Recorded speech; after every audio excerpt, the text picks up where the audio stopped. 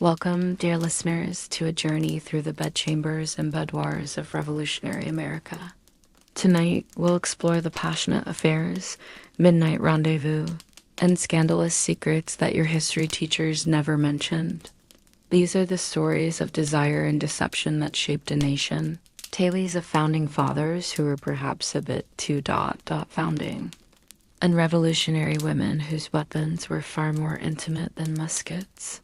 So Benjamin Franklin, the founding father of French seduction, and prepared to discover in the autumn of 1770, involved a peculiar sight greeted visitors to the village of Passy, just outside Sometimes Paris. The most important negotiations happened between the sheets, and the most crucial intelligence was gathered in candlelit chambers. This is the naughty history of the American Revolution from Philadelphia, who had somehow become the most desired man in French high society. Benjamin Franklin, sent to secure France's support for the American Revolution, had discovered that diplomacy worked best when conducted horizontally.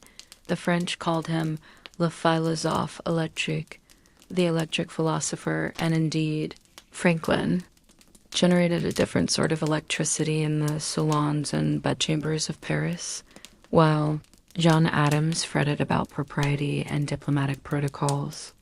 Franklin understood that in France, the path to political alliance often wound through perfumed boudoirs and silk-sheeted beds. His most devoted admirer was Madame Anne-Louise Brilliant de Jouy, accomplished musician in her 30s, married to a man 24 years her senior. Their relationship began innocently enough. Franklin would visit twice a week to play chess and listen to her perform on the harpsichord.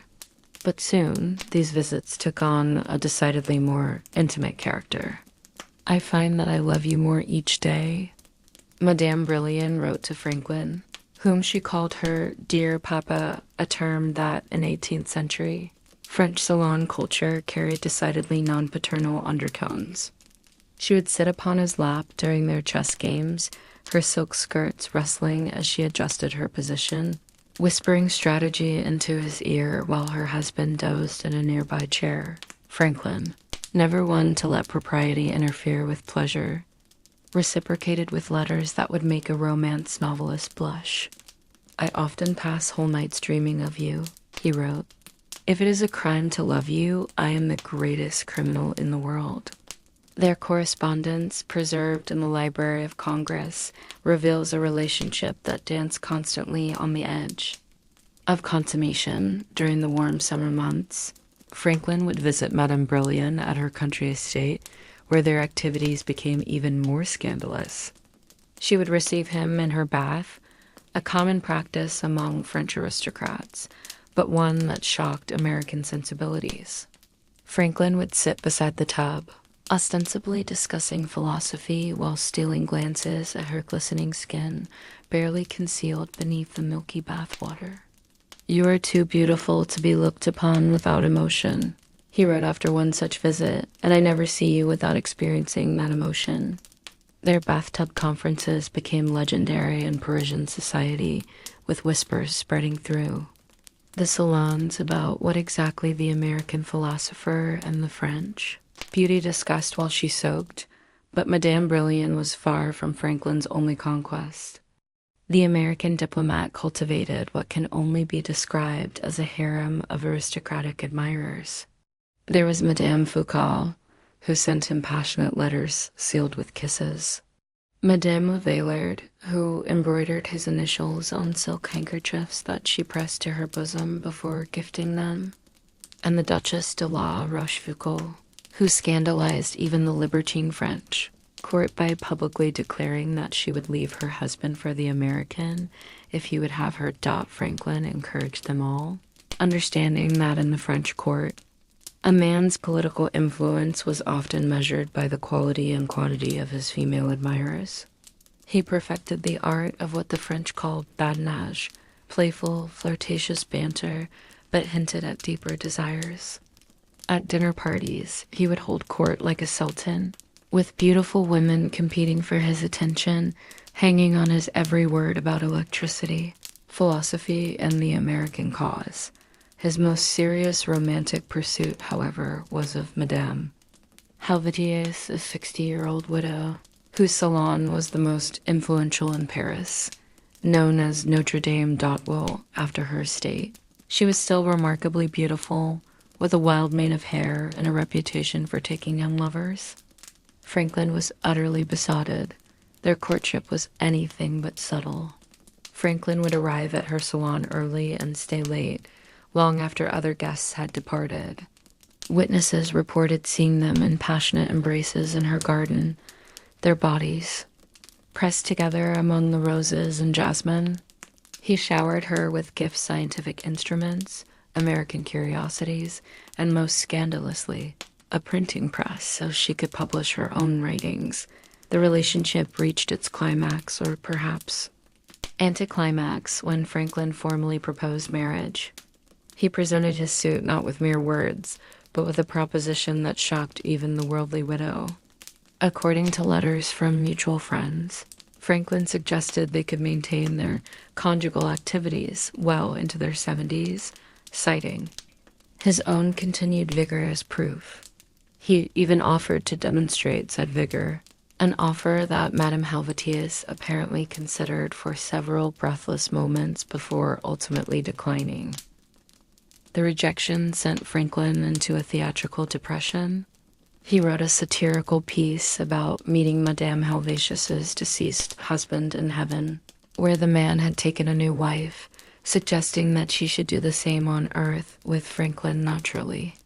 He had the piece printed on his private press and distributed it among their mutual friends, ensuring that all of Paris knew of his passionate pursuit. But Franklin's romantic activities weren't merely the indulgences of an old man reliving his youth. They served a crucial diplomatic purpose. Through his network of female admirers, Franklin gained access to the most powerful men in France. Pillow talk in 18th century Paris often concerned matters of state, and Franklin's lovers whispered secrets learned in their own bedchambers. Madame Brillan's husband, for instance, was a wealthy government official who controlled certain treasury funds. After particularly intimate chess games with his wife, Monsieur Brillian became remarkably generous in his support for American loans. The Duchess de la Rochefoucauld's husband sat on the King's Council, and his votes on American matters seemed to correlate suspiciously with the intensity of his wife's infatuation with Franklin. Even Franklin's male colleagues couldn't help but be impressed by his methods. The Marquis de Lafayette, himself no stranger to Persian bedchambers, wrote to George Washington that Dr. Franklin, "As popularity among the ladies has done more for our cause than a dozen military victories." The prudish John Adams, while publicly disapproving, privately admitted that Franklin's carnival flirtation had opened doors that traditional diplomacy could never have unlocked. The French court, accustomed to the intersection of romance and politics, understood the game perfectly. When the Comte de Vergennes, the French foreign minister, needed to communicate secretly with Franklin, he often did so through Madame Brillian, knowing that their intimate tete-a-tetes provided perfect cover for passing sensitive information. State secrets were exchanged along with kisses, and military intelligence was whispered between sighs of passion. Franklin's activities reached such a level of notoriety that British spies reported on them to London, suggesting that the Americans' amorous adventures were distracting him from his diplomatic duties. How wrong they were. Every batting eyelash, every stolen kiss, every midnight rendezvous served to bind France closer to the American cause. Perhaps the most scandalous episode occurred during the summer of 1780, when Franklin organized what he called a Feast of Aphrodite at his Passy residence. Ostensibly a celebration of the goddess of love, it was in reality a carefully orchestrated diplomatic maneuver. He invited his most ardent female admirers along with their influential husbands, creating an atmosphere of such sensual tension that political alliances were forged in the heat of jealousy and desire. The feast featured oysters from Brittany, known for their aphrodisiac properties, champagne that flowed like water, and entertainment that pushed the boundaries of decency even by French standards. Franklin himself, dressed in a silk robe that one witness described as alarmingly loose, presided over the festivities like a pagan priest. By the evening's end, 3 major French nobles had pledged additional support for the American cause, their commitments sealed with kisses from Franklin's admirers. Ambassador, observing Franklin's success with a mixture of horror and envy, wrote to King George III that the American minister has turned the French court into his personal seraglio, and in doing so, has stolen our allies with sweet words and sweeter kisses. The complaint was not without merit. Franklin's romantic diplomacy had succeeded where traditional negotiations might have failed. As his years in France drew to a close, Franklin's ardor showed no signs of cooling. At 78, he was still writing passionate letters, still stealing kisses in garden alcoves, still conducting diplomacy in boudoirs. His final major social event in Paris was a farewell party that lasted 3 days, during which, according to witnesses, he was kissed by over 300 women, each one begging him to stay. Madame Brilliant, his most devoted admirer, was inconsolable. "You are leaving me in darkness," she wrote, "taking with you all the light and warmth of my life." Their final meeting in her music room, where they had shared so many intimate moments, was so emotional that servants reported hearing sobs through the closed doors. What exactly transpired in those final moments remains a mystery, though Madame Brilliant emerged with her hair disheveled and her dress notably askew.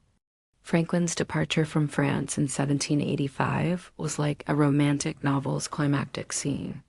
Women lined the streets of Passy, throwing flowers and blowing kisses. Several fainted dramatically as his carriage passed. Madame Helvetius, who had rejected his marriage proposal but never his affection, stood at her gate, tears streaming down her still beautiful face. The old philosopher's sexual diplomacy had achieved its goal.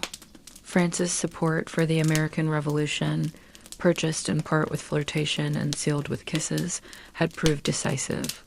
The British might have had the world's most powerful navy, but Franklin had conquered the bedchambers of Versailles, and in 18th century France, that was where the real power lay. Back in Philadelphia, Franklin would regale his American friends with carefully edited tales of his French adventures. But the full truth, the midnight visits, the bathtub conferences, the tearful farewells and silk-draped chambers remained in the passionate letters hidden in private archives, waiting for future generations to discover that the founding of America owed as much to the arts of love as to the arts of war. The Petticoat Affair, Martha Washington's secret spy ring in the winter of 1777, as George Washington's ragged army shivered at Valley Forge, a different kind of warrior prepared for battle in the parlors and bedchambers of Philadelphia. These soldiers wore silk instead of wool, wielded fans instead of muskets, and hid their weapons in the most intimate places imaginable sewn into their stays, tucked between their breasts, and concealed beneath layers of petticoats. This was Martha Washington's secret army, and their battlefield was the boudoir. The proper history books tell us that Martha Washington spent the Revolution knitting socks and tending to wounded soldiers. What they do mention is that the First Lady of the Revolution orchestrated one of the most effective intelligence networks of the war, using the one resource the British consistently underestimated, the sexual power of patriotic women. It began innocently enough. When Martha arrived at Valley Forge in February 1778, she was horrified by more than just the lack of supplies and frozen conditions. The camp followers, prostitutes, washerwomen, and soldiers' wives were conducting their own form of commerce with the enemy. British officers, warm and well-fed in occupied Philadelphia, would venture out for nocturnal adventures, sharing more than just their beds with willing women. The men talk when the blood leaves their brains, Martha reportedly told her closest confidants, demonstrating a frankness about male sexuality that would have scandalized future generations. We must ensure that when they do, the right ears are listening. Thus began what historians have only recently acknowledged as the petticoat spy ring, a network of women who used their bodies as honey traps and their bedchambers as interrogation rooms. Martha, maintaining her public image as the virtuous wife, secretly recruited and trained these agents in the arts of seduction and intelligence gathering. The most successful of these operatives was a woman known only as Agent 355, the code number, signifying lady in the Culper spy ring cipher. Her true identity remains one of the Revolution's most tantalizing mysteries, but recently discovered letters suggest she was a young widow of good family who had lost her husband early in the war. Her grief had transformed into a burning desire for revenge, channeled into a willingness to use her considerable charms in service of the cause. Agent 355's methods were as scandalous as they were effective. She would appear at British social events in Philadelphia wearing gowns cut so low that one British officer wrote, "The lady's décolletage left nothing to imagination save what pleasures might lie in further exploration."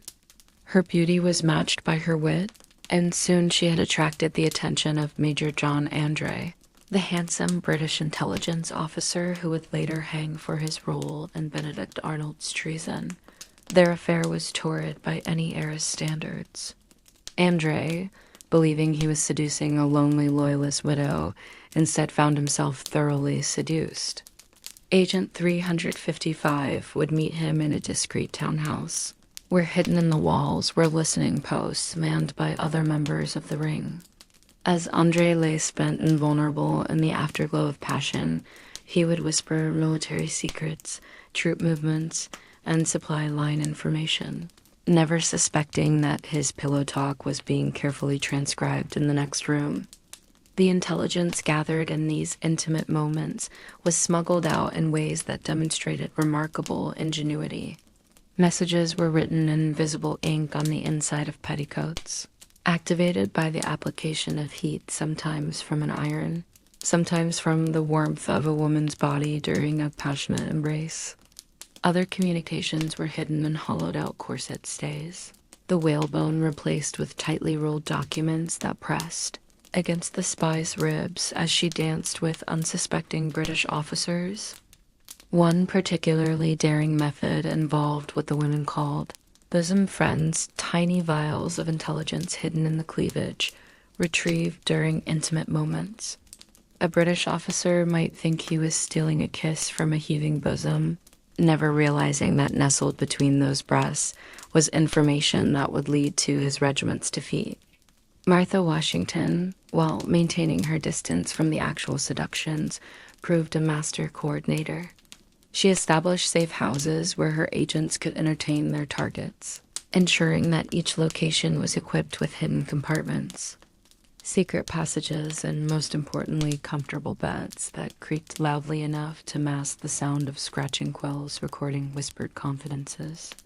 The operation nearly unraveled in the spring of 1779 when one of the agents, a fiery redhead known as Lydia, became genuinely enamored with her target, Captain William Beckwith of the Queen's Rangers. Their affair had progressed from strategic seduction to genuine passion, complete with talk of elopement. Martha Washington herself had to intervene, arranging a private meeting with Lydia that witnesses described as heated beyond the warmth of the fireplace. What exactly Martha said remains unknown, but Lydia emerged from the meeting with her resolve restored and her thighs bearing what appeared to be scratch marks. Within a week, she had extracted from the besotted Captain Beckwith the complete British plans for their summer campaign, information that proved invaluable to Washington's strategy. The petticoat spies faced constant danger. Discovery meant certain death and not the honorable execution accorded to male spies. Women caught in such activities faced public humiliation, sexual assault, and brutal punishment. Several members of the ring simply disappeared, their fates unknown but undoubtedly horrible. One close call occurred when Agent 355 was nearly caught with documents hidden in her stays during a British raid. With remarkable presence of mind, she began disrobing, claiming the soldiers had interrupted her toilette. As she slowly removed her outer garments, seemingly complying with their search, she managed to palm the incriminating papers and drop them into her chamber pot.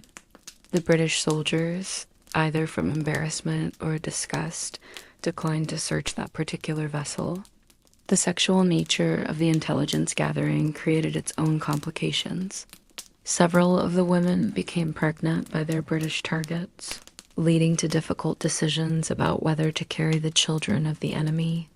Martha Washington, showing a pragmatism that belied her public propriety, arranged for discreet medical care and, when necessary, adoptions that placed these infants with patriotic families who never knew their true parentage.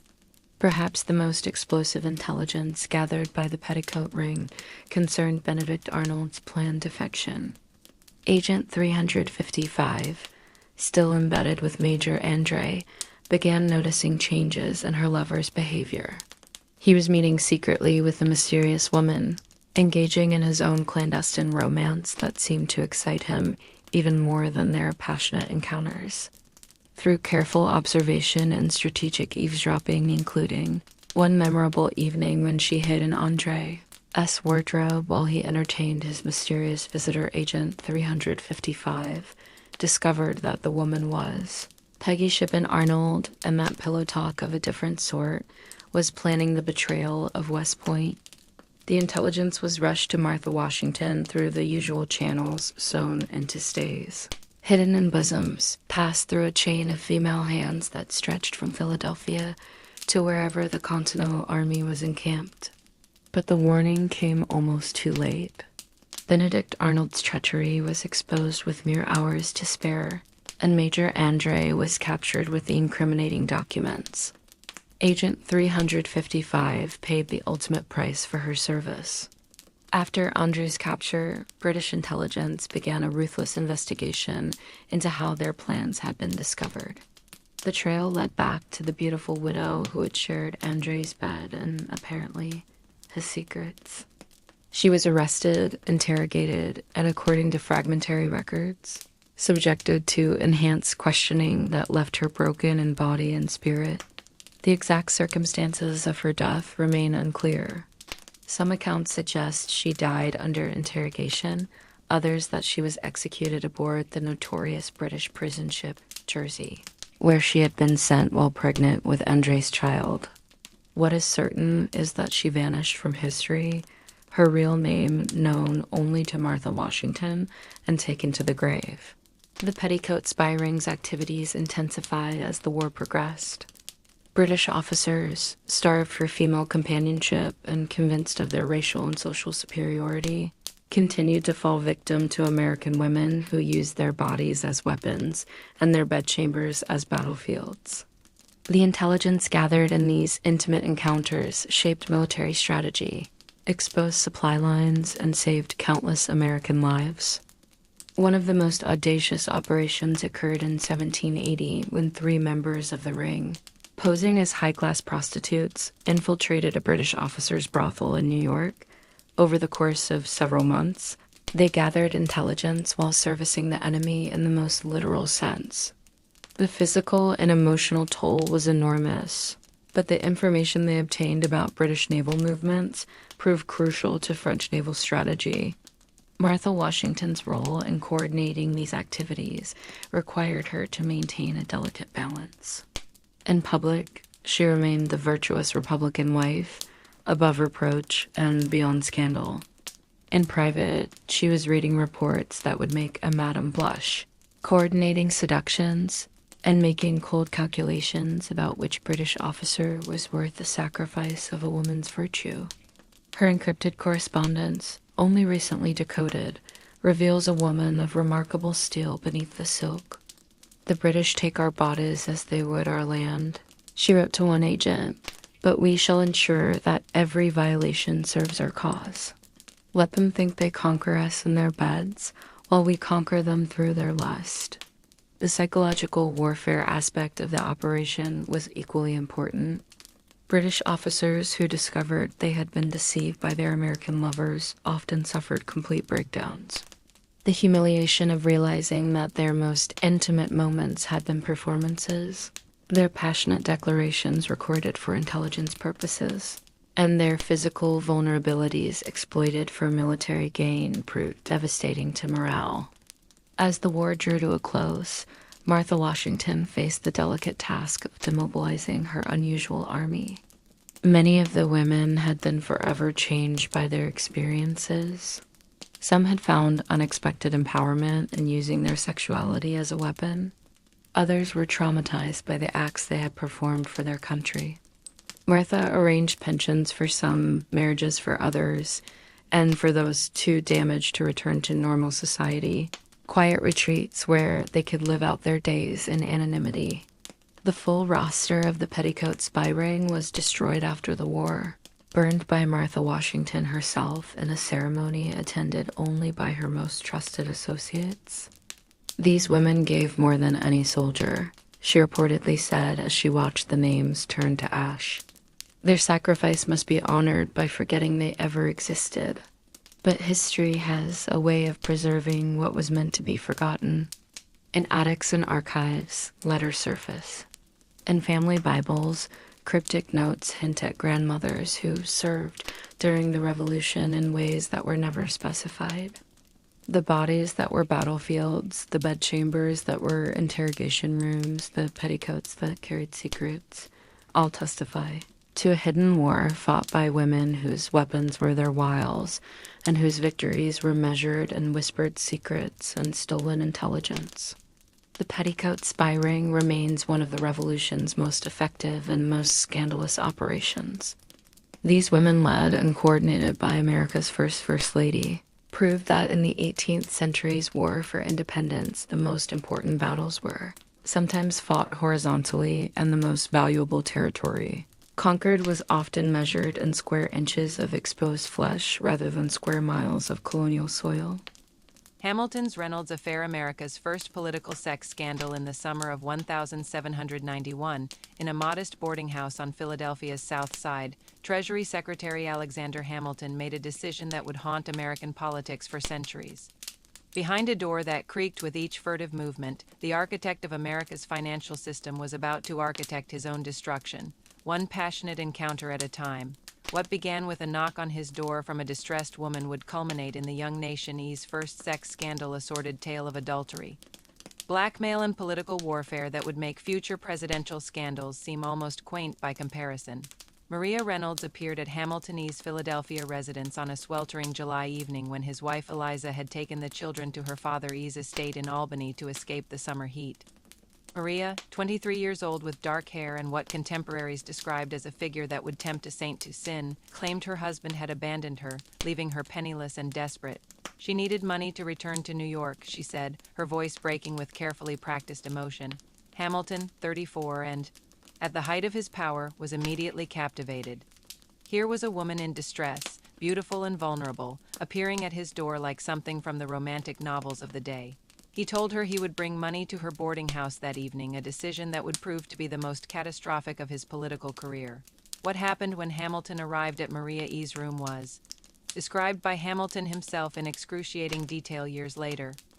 "I put the banknotes in her hand," he would write. Some conversation ensued from which it was quickly apparent that other than pecuniary consolation would be acceptable.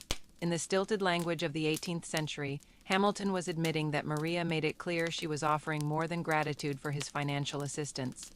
The initial seduction was a masterpiece of calculated vulnerability. Maria positioned herself on her bed, her dress artfully disheveled, tears still glistening on her cheeks. She spoke of her loneliness, her fear, her desperate need for protection from a strong man. Hamilton, whose legendary self-control had helped virgination, found himself powerless against this assault on his senses. "She led me to her bedchamber," Hamilton would later confess, "and there occurred what the moralists would call criminal conversation."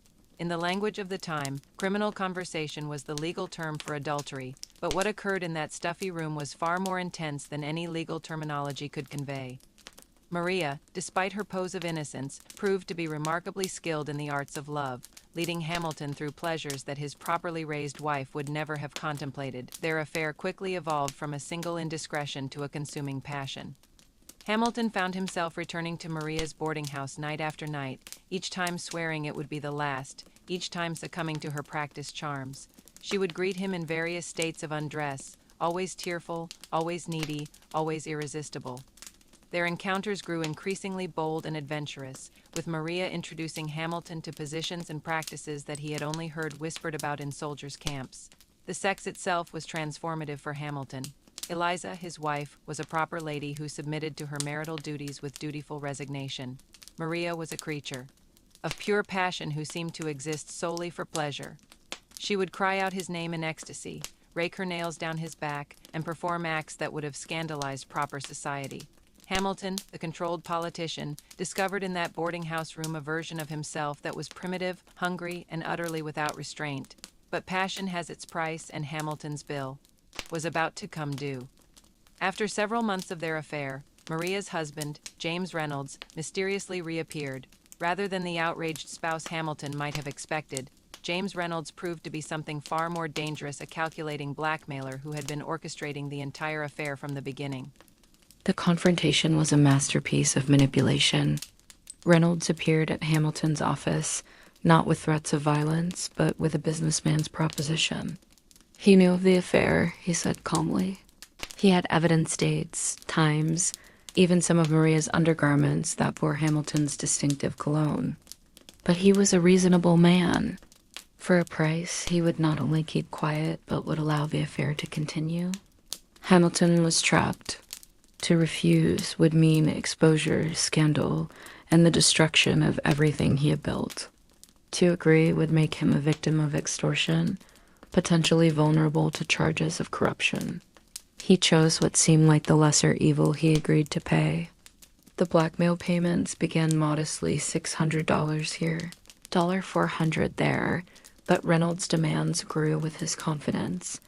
More disturbingly, Maria's role in the scheme became increasingly apparent. Those tears had been calculated, that passion performed. Yet even knowing this, Hamilton couldn't stay away. The affair continued even as he paid for the privilege, a twisted triangle of sex, money, and power. Maria's letters from this period, preserved in Hamilton's papers, reveal the depth of the sexual manipulation. "My dear Colonel Hamilton," one begins, "I have been walking the floor all day in despair, my breast heaving with desire for your touch." She would describe in explicit detail what she wanted him to do to her, what she would do to him, building erotic tension that made their next encounter inevitable. The physical descriptions in these letters would shock even modern readers. Maria wrote of her burning need for Hamilton's manly vigor, of how she would prepare herself for his visits with perfumed oils and strategic positioning of candles to highlight her best features. She detailed sexual acts and language that was both poetic and pornographic, creating a written record that would later prove devastating. The affair reached new levels of recklessness. Hamilton would sometimes visit Maria in the afternoon, returning to his office with her scent still on his clothes, her scratch marks hidden beneath his cravat. On one memorable occasion, he had to explain away a bite mark on his neck to a suspicious clerk as an insect bite acquired during a walk. The sexual encounters themselves grew increasingly elaborate. Maria introduced toys and devices that she claimed a French woman had taught her about: silk scarves for binding, feathers for teasing, oils that heightened sensation. Hamilton, the author of the Federalist Papers, found himself reduced to incoherent moaning under her ministrations. But the ultimate corruption was emotional. Despite knowing Maria was part of her husband's scheme, Hamilton developed genuine feelings for her. He would hold her after their lovemaking, whispering promises he couldn't keep, planning a future that could never exist. Maria, for her part, played her role perfectly, sometimes seeming to break character with what appeared to be real tears. Real affection, real regret for her part in his destruction. The scheme might have continued indefinitely, but James Reynolds overplayed his hand. Arrested for another financial crime, he attempted to implicate Hamilton in corruption, claiming the Treasury Secretary had given him money from government funds for speculation.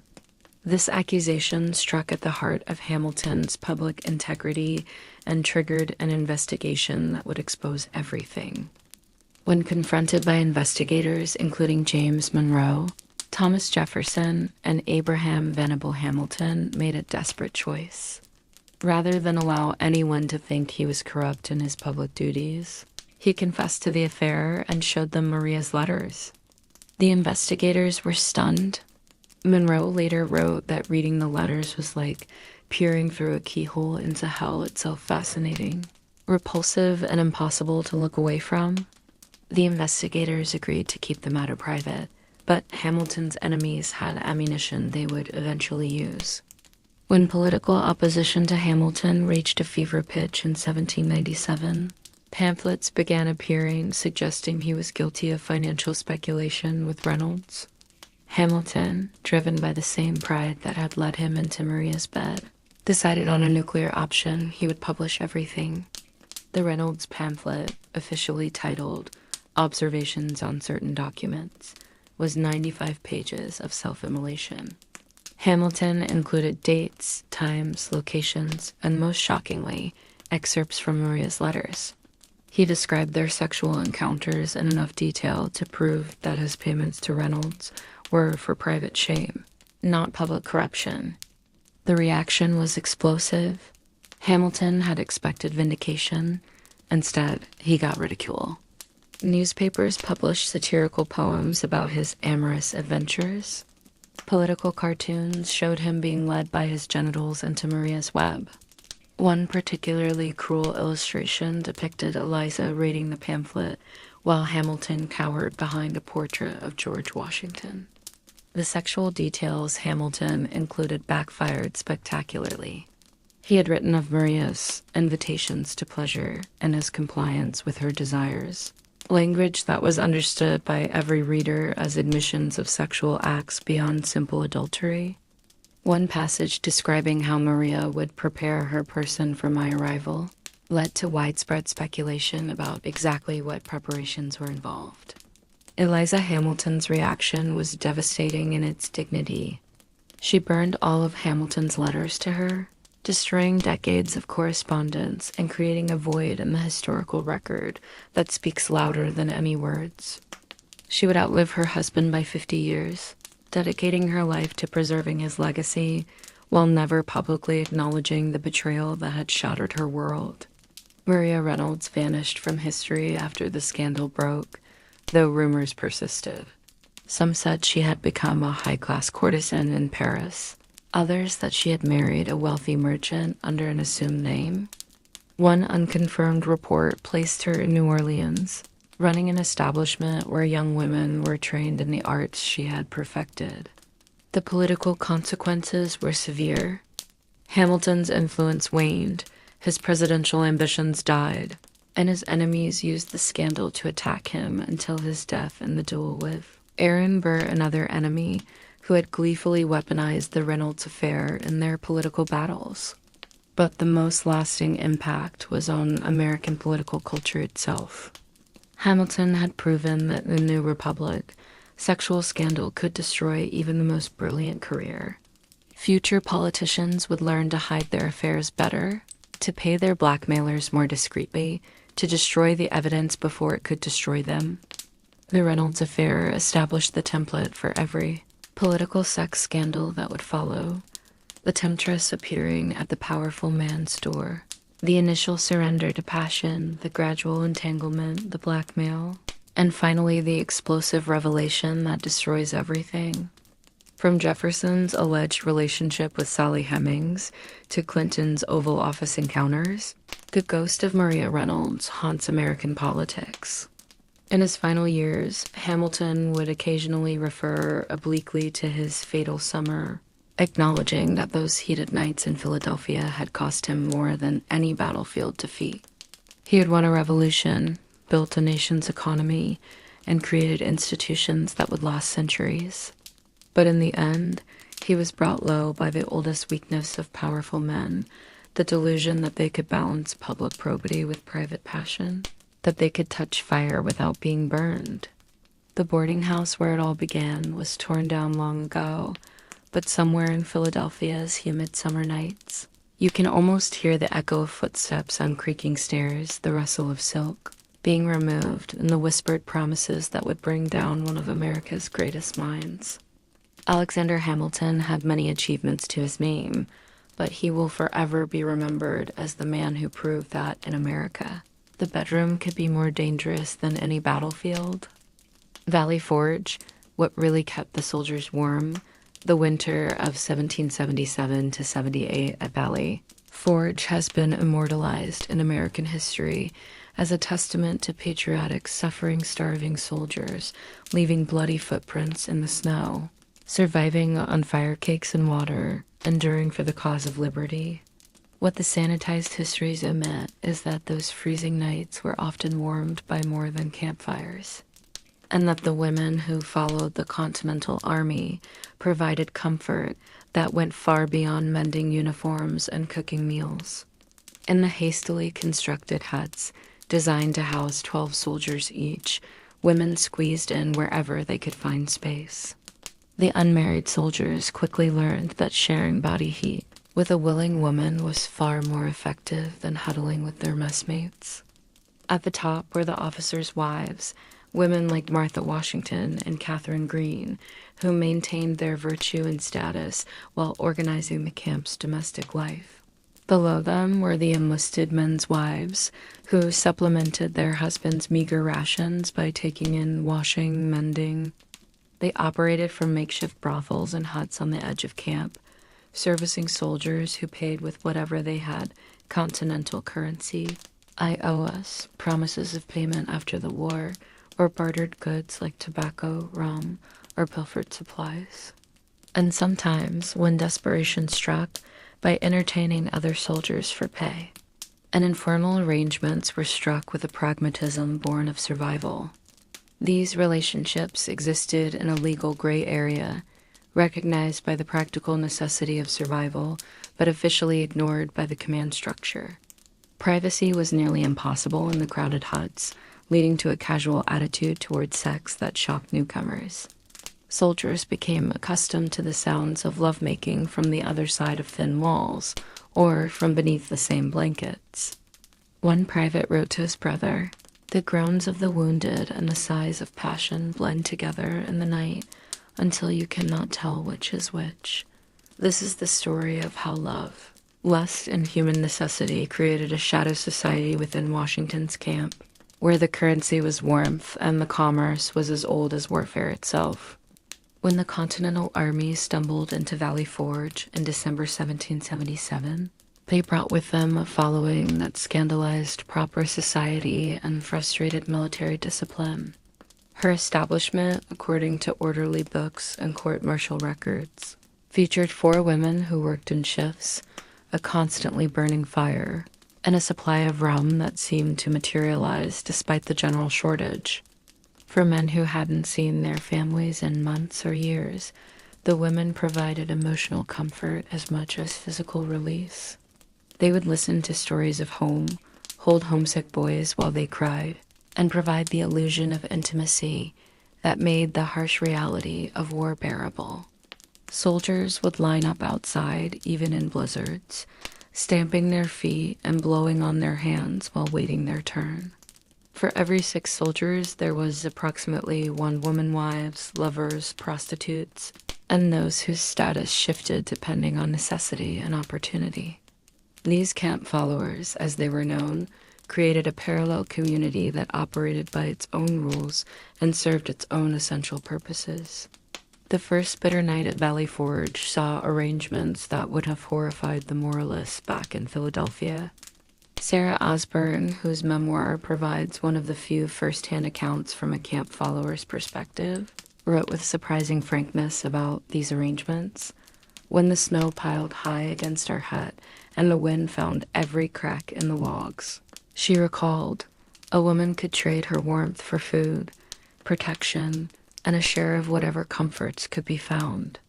It wasn't romance as the poets write it, but it kept us alive. The economy of sex that developed at Valley Forge was complex and stratified. Then there were the temporary wives, women who attached themselves to a particular soldier for the duration of the winter, sharing his hut, his rations, and his bed in exchange for protection and sustenance. At the bottom of this hierarchy were the prostitutes, who plied their trade openly despite Washington's official prohibitions. One of the most successful madams was a woman known only as Irish Mary, who ran what soldiers called the warmest hut in Valley Forge. The services offered in these establishments went beyond simple sex. The sexual culture of Valley Forge was shaped by the extreme conditions. Disease was rampant, and not just the expected ailments of cold and malnutrition. Venereal disease swept through the camp, leading Washington to issue orders requiring medical inspections of all women in camp. The camp physicians, overwhelmed with treating frostbite and dysentery, found themselves also dealing with syphilis and gonorrhea, using mercury treatments that were often worse than the disease itself. The arrival of Martha Washington in February 1778 brought a veneer of respectability to the camp, but it also highlighted the complex sexual dynamics at play. Martha, far from being shocked by the camp followers, understood their necessity and worked to integrate them into the camp's survival structure. She quietly arranged for the distribution of primitive contraceptives, sheep intestine condoms, and herbal preventatives to the women, understanding that unwanted pregnancies would only add to the camp's burdens. General Wayne's liaison with Mary Vining was an open secret, their passionate encounters in his headquarters hut audible to his entire staff. He issued orders against prostitution but never enforced them stringently, understanding that men facing death needed something to remind them of life. His general orders would condemn lewdness, while his practical policies allowed it to flourish under regulated conditions.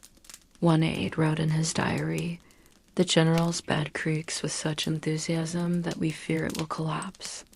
Von Steuben, the Prussian drillmaster, shocked American sensibilities with his open preference for young men, creating a subculture of homosexual relationships that existed alongside the heterosexual commerce. The Marquis de Lafayette wrote to his wife in letters that were certainly edited about the charming informality of American camp life. What he didn't mention were his own dalliances with camp followers who were fascinated by his title and accent, his special assistants, chosen for their beauty as much as their military aptitude, were the subject of much gossip but little official action, and leave him to explain to General Washington why he needs a new one. She also established a discreet hospital hut for women suffering from female complaints, a euphemism that covered everything from pregnancy to venereal disease. She organized the women into washing units, nursing corps, and cooking details, giving official sanction to their presence while carefully ignoring their nighttime activities. Martha's pragmatism extended to managing the sexual health of the camp. Their relationship began as a simple transaction warmth for food, but evolved into something deeper. Bigelow's letters home, discovered in a Massachusetts archive, describe falling genuinely in love with a soiled dove who had known many men but loved only me.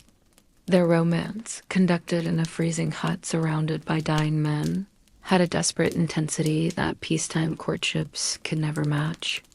The relationship dynamics at Valley Forge created some unusual situations. Some soldiers found themselves sharing women in arrangements that would seem shocking even by modern standards. Two messmates might pool their resources to support one woman between them, alternating nights or sometimes sharing the same pallet in arrangements that prioritize survival over propriety. One particularly poignant story involved a young soldier named Timothy Bigelow and a camp follower named Elizabeth Kane. The officers, while publicly maintaining discipline, were hardly immune to the temptations of camp. Even Washington himself, while maintaining his dignity, turned a blind eye to arrangements that served the Army's morale. The foreign officers brought their own sexual customs to Valley Forge. The French officers, when they arrived, were delighted by what they saw as American sexual frankness. As winter deepened, the sexual economy of Valley Forge became more desperate. Women who had maintained their virtue through autumn found themselves trading it for bread by January. The price of comfort dropped as supplies dwindled. What might have cost a week as rations in December could be had for a single meal by February. The pregnancies that inevitably resulted created their own complications. Children were being conceived in conditions of extreme hardship. Women developed feelings for men who might die in the next battle. The usual courtship rituals and social structures were compressed and distorted by the immediacy of need and the proximity of death. As supplies improved and the immediate threat of starvation receded, some relationships that had been based purely on survival evolved into genuine partnerships. Men who had shared women out of necessity now fought over them out of jealousy. Women who had survived by trading their bodies found themselves stigmatized as common prostitutes when they no longer had desperation as an excuse. Soldiers married their winter wives in ceremonies performed by chaplains, who carefully didn't ask too many questions about the bride's histories. And the camp had to deal with births conducted in freezing huts with minimal medical care. Others used primitive abortion techniques, drinking pennyroyal tea or other herbal concoctions that were as likely to kill the mother as end the pregnancy. The camp graveyard filled with women who had died from botched procedures or childbirth complications, and taken his place at a cannon when he was killed.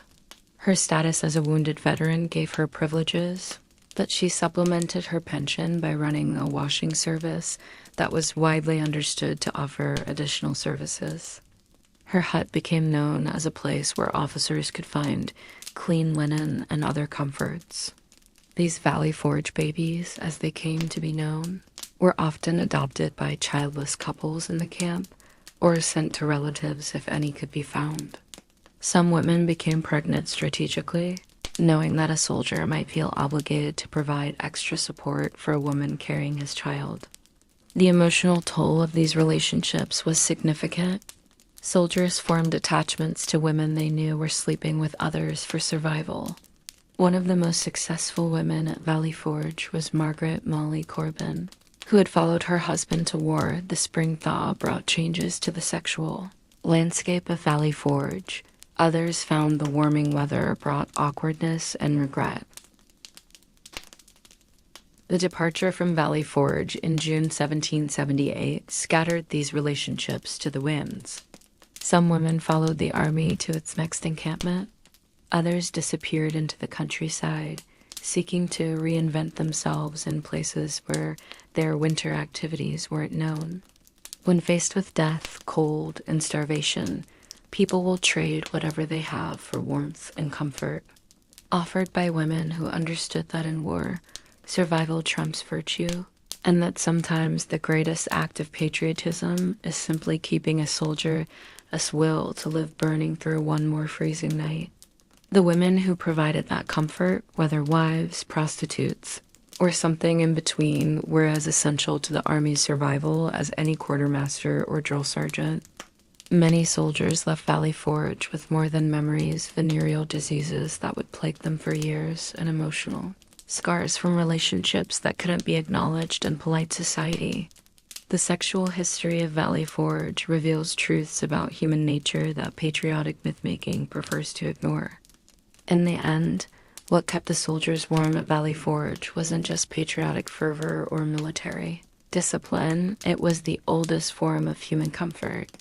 Benedict Arnold's love triangle in the glittering ballrooms of occupied Philadelphia, where British officers danced with American belles under crystal chandeliers.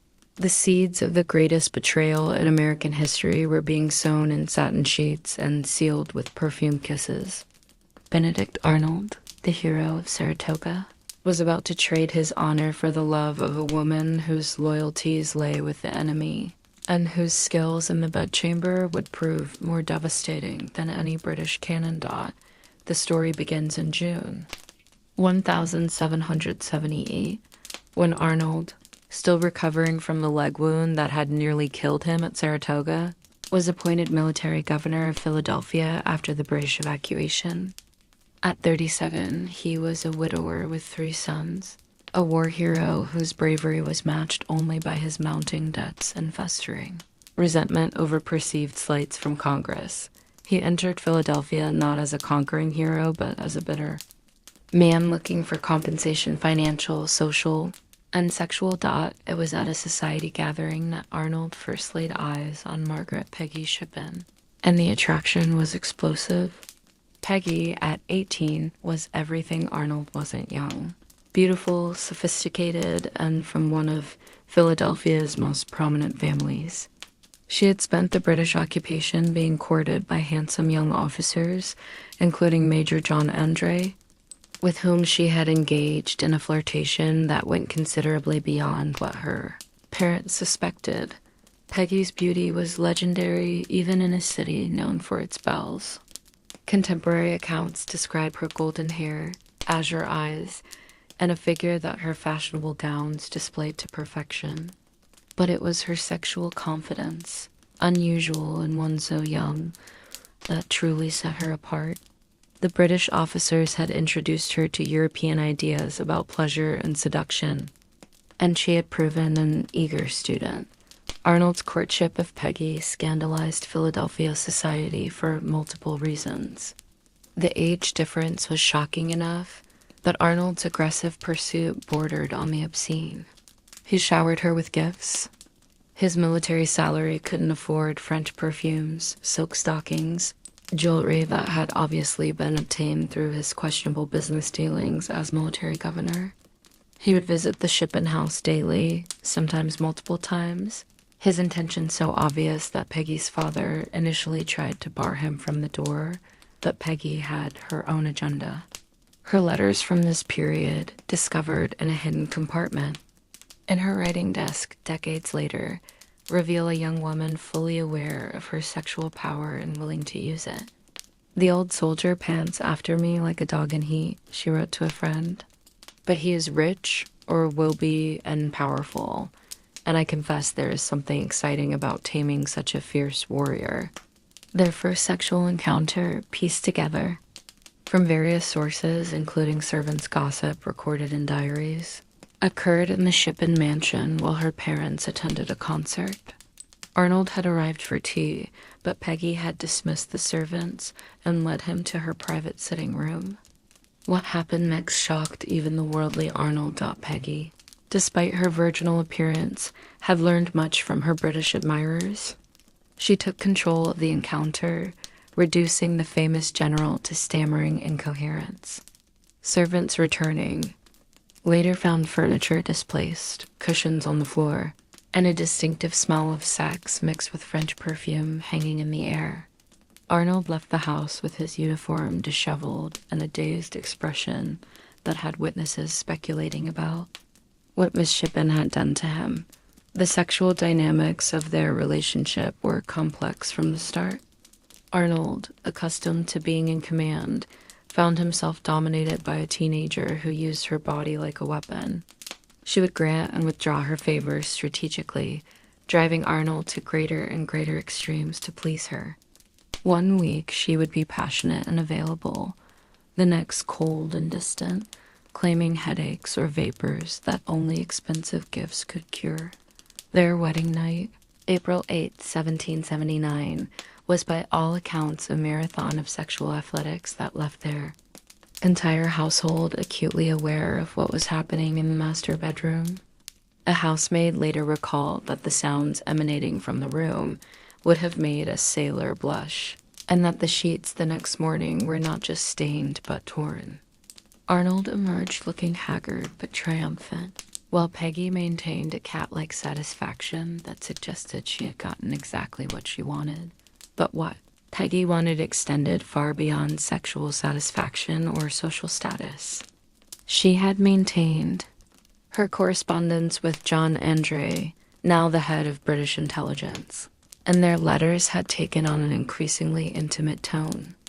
Andre, who had briefly been Peggy's lover during the occupation, another fact carefully hidden from Arnold, understood that she could be the key to turning America's most Aggressive General. The sexual triangle that developed was extraordinary, even by the standards of 18th century intrigue.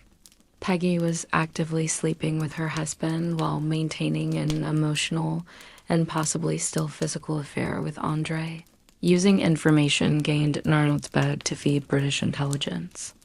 She would extract military secrets during postcoital conversations when Arnold was relaxed and vulnerable, then encode them in letters ostensibly about millinery and social gossip. The corruption of Arnold happened gradually, with Peggy using sex as both reward and punishment. When Arnold showed reluctance about providing information to her friend Andre, she would turn cold in bed, claiming female troubles that made intimacy impossible. When he complied, she would reward him with sexual adventures that left him exhausted and eager to please her further. One particularly damning incident, recorded in a letter from Peggy to Andre that was intercepted but not understood until after. The plot was exposed, involved her getting Arnold drunk on laudanum-laced wine and then engaging him in sexual acts, while extracting the details of Washington's travel plans.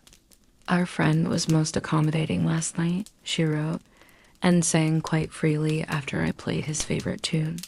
The financial pressures that pushed Arnold toward treason were exacerbated by Peggy's expensive tastes, which extended to the bedroom. She demanded silk sheets, exotic oils, and marital aids imported from France that cost more than a soldier's annual salary. Arnold, desperate to keep his young wife satisfied, found himself deeper in debt and more willing to consider Andre's increasingly treasonous proposals. The physical nature of Arnold and Peggy's relationship became the subject of gossip throughout Philadelphia. Servants whispered about strange bruises on both parties, about games that involved ropes and blindfolds, about Peggy's collection of French books with illustrations that would make a prostitute blush. Arnold, the stern military commander, had become enslaved to his wife's sexual appetites. As the treason plot developed, the sexual elements became even more complex. Andre and Peggy developed a code based on sexual terms.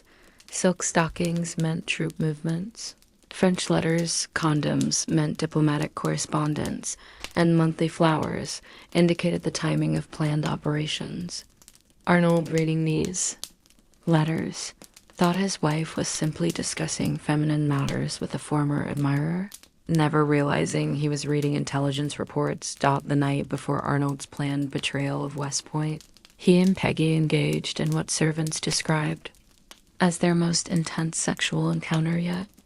The sounds from their bedroom were so loud that guards were posted to ensure no one would investigate what sounded like violence. In reality, it was Peggy extracting the final details of the fort's defenses while bringing her husband to heights of pleasure that ensured his complete cooperation. When the plot was discovered and Andre captured, Peggy's performance was worthy of the stage. She flew into hysterics, tearing at her clothes and claiming innocence while half naked, knowing that no man would suspect a woman in such a state of undress and distress of being a master spy. Washington himself was taken in, comforting her, while she pressed her heaving bosom against him, all the while calculating her next move. The aftermath of the failed plot revealed the full extent of the sexual manipulation. Andre's captured papers included not just military intelligence, but intimate details about the Arnold sex life that Peggy had shared, apparently as proof of her control over her husband. These documents, too scandalous to be made public, suggested activities that modern readers would recognize as BDSM, but which 18th century authorities could barely comprehend. In exile in England, the Arnold's relationship took on a new dynamic.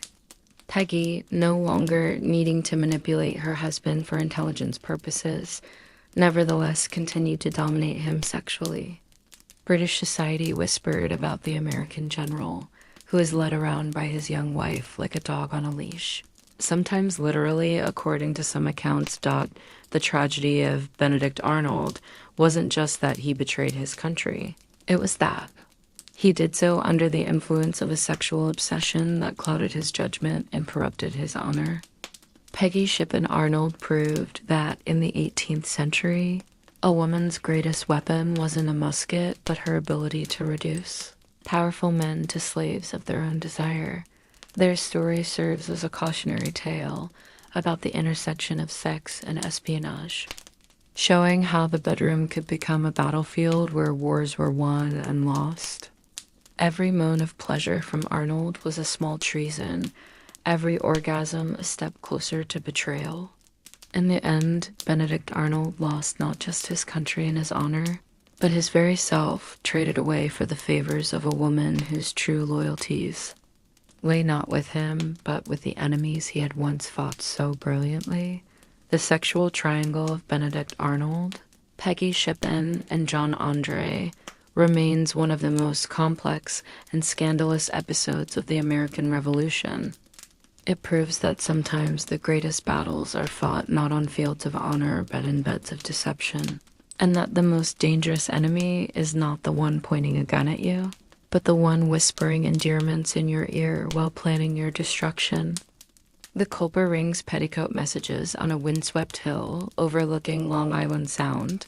A clothesline became the most important intelligence asset of the American Revolution. Anna Smith Strong, a housewife in her 30s with a figure that still turned heads despite bearing 6 children, would hang her petticoats in patterns that sent messages to Washington spies. But the real story of the Culper Ring's female operatives goes far deeper than laundry codes. It's a tale of seduction, sexual blackmail, and women who used their bodies as covers for their true mission, winning America's independence through espionage conducted in bedchambers and brothels. The Culper spy ring, established in 1778, has been celebrated for its innovative tradecraft and crucial intelligence. What historians have long sanitized is how much of that intelligence was gathered by women who understood that men's lips loosened along with their breeches, and that the most carefully guarded military secrets could be extracted by skilled fingers and willing mouths. Anna Strong's role went far beyond hanging laundry. Her estate, overlooking several key harbors, became a safe house where female agents could entertain British officers under the guise of social gatherings. These soirees, ostensibly innocent tea parties and musical evenings, were carefully orchestrated intelligence operations where wine flowed freely and inhibitions dropped like petticoats at bedtime.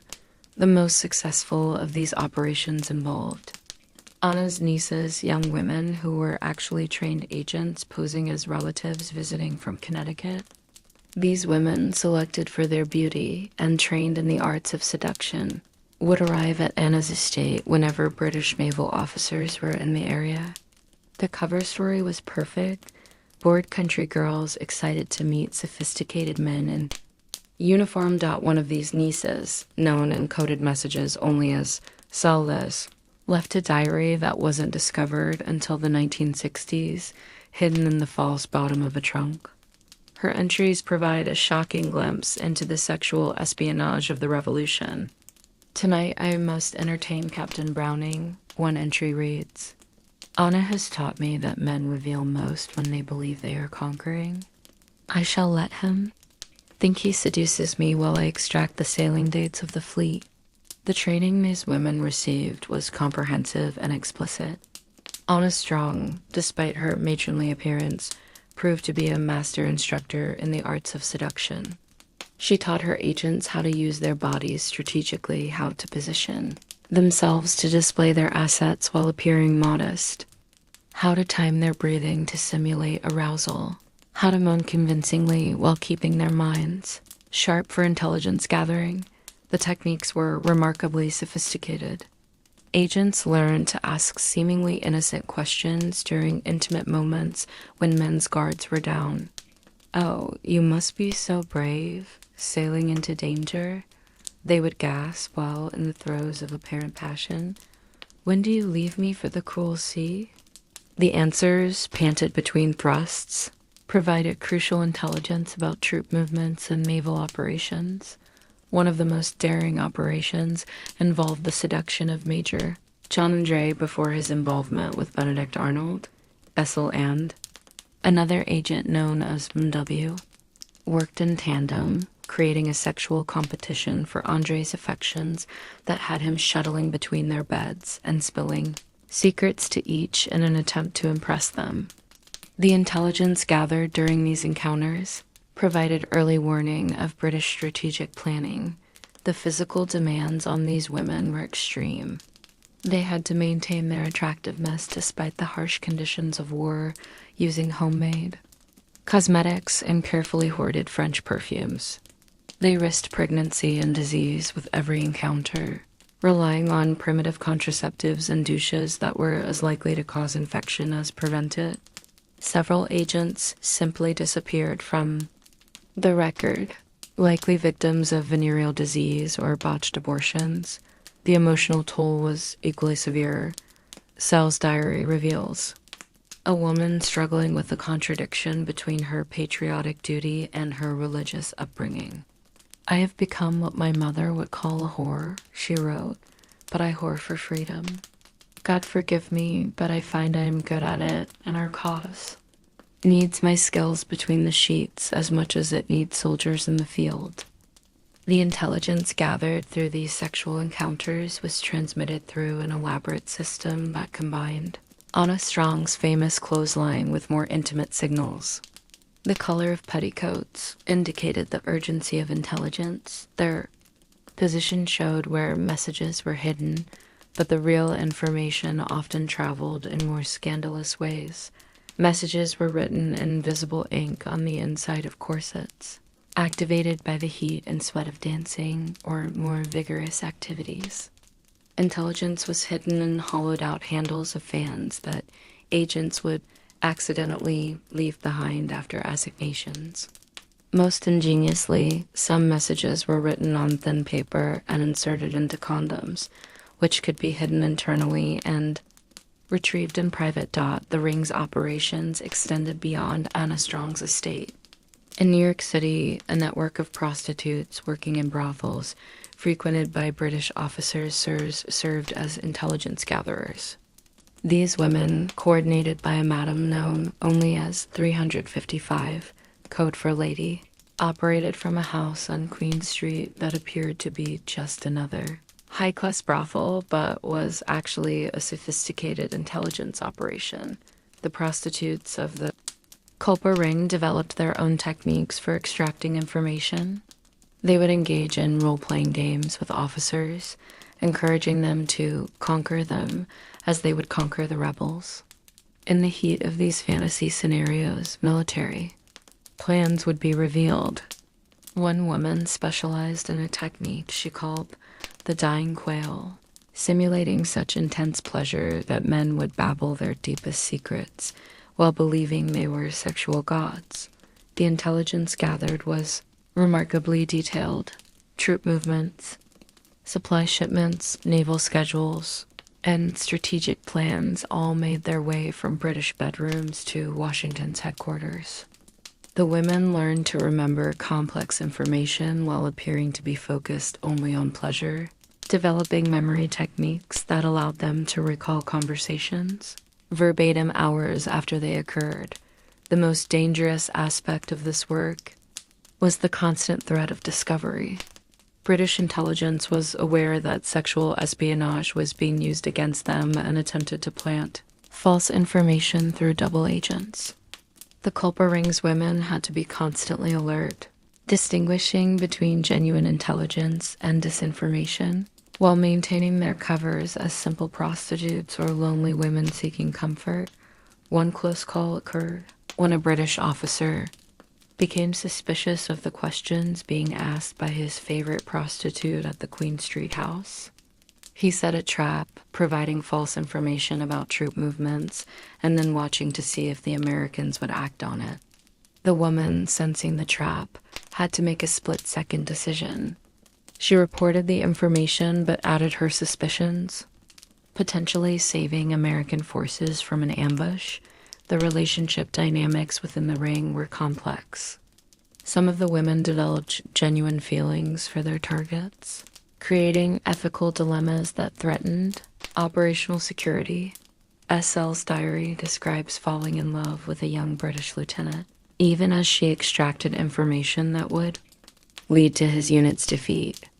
"I hate myself for what I do to him," she wrote, "yet I do it still and hate myself more for how skillfully I do it." The handlers of these female agents, including Anna Strong and the mysterious 355, had to manage not just intelligence, but also the emotional and physical well-being of their agents. They provided medical care for sexually transmitted diseases, arranged for the termination of pregnancies that would compromise covers, and offered psychological support to women struggling with the nature of their work. The sexual techniques employed evolved throughout the war. As British officers became more cautious, the women had to become more creative. They developed what they called the confusion technique, getting their targets so drunk and aroused that they couldn't remember what they had revealed. They learned to use opium and laudanum to lower inhibitions further, creating states of delirium in which military secrets flowed as freely as bodily fluids. One of the most successful operations involved the seduction of a British quartermaster who controlled supply shipments. Agent MW engaged him in an affair that lasted months, during which she learned the entire British supply system for the New York garrison. The intelligence she gathered allowed American forces to intercept crucial shipments, contributing to British shortages that affected their military effectiveness. The end of the war brought little relief to these women. Unlike male spies who could return to normal life, the female agents of the culper ring carried stigmas that couldn't be erased. Many found themselves unmarriageable, their reputations destroyed by whispers of their wartime activities. Some continued in prostitution, having no other skills or options. Others disappeared into the frontier, seeking to reinvent themselves where their pasts were unknown. Essel's diary ends abruptly in 1783 with a chilling entry: "The war is won. But what have I lost? I have given my virtue for victory, my body for my country. I am told I am a hero, but heroes are celebrated, not hidden away like shameful secrets. I know too much about too many powerful men. I fear my peace will be found only in silence, permanent silence." The full roster of the culper ring's female agents was destroyed after the war, burned by Anna Strong herself in a ceremony attended by only a few trusted associates. "These women gave everything," she reportedly said as she watched the names turn to ash. "The least we can do is give them the anonymity they need to attempt normal lives." But normal was impossible for women who had spent years using their bodies as weapons and their bedchambers as battlefields. The psychological techniques they had learned, compartmentalizing emotion, performing passion while maintaining analytical distance, extracting information while appearing to give only pleasure, these skills couldn't simply be forgotten. The legacy of the culper ring's petticoat spies extends beyond their intelligence contributions. They prove that in the 18th century's intelligence war, women could be as effective as men, using weapons that were uniquely theirs. They turned society's dismissal of women as mere sexual objects into an advantage, gathering intelligence from men who never suspected that the moaning woman beneath them was memorizing their every word. Today, Anna Strong's clothesline is remembered as a quaint bit of revolutionary spycraft. But the real story of women who traded their bodies for intelligence, who risked disease and death in service to their country, who performed passion while their hearts broke, remains largely untold. These were America's first female intelligence operatives, and they paid for victory with a currency that could never be replenished. Their innocence, their reputations, and in too many cases, their lives. The petticoats on Anna Strong's line told only part of the story. The real messages were written on the bodies of women who understood that in war, every weapon must be used, even if that weapon is yourself.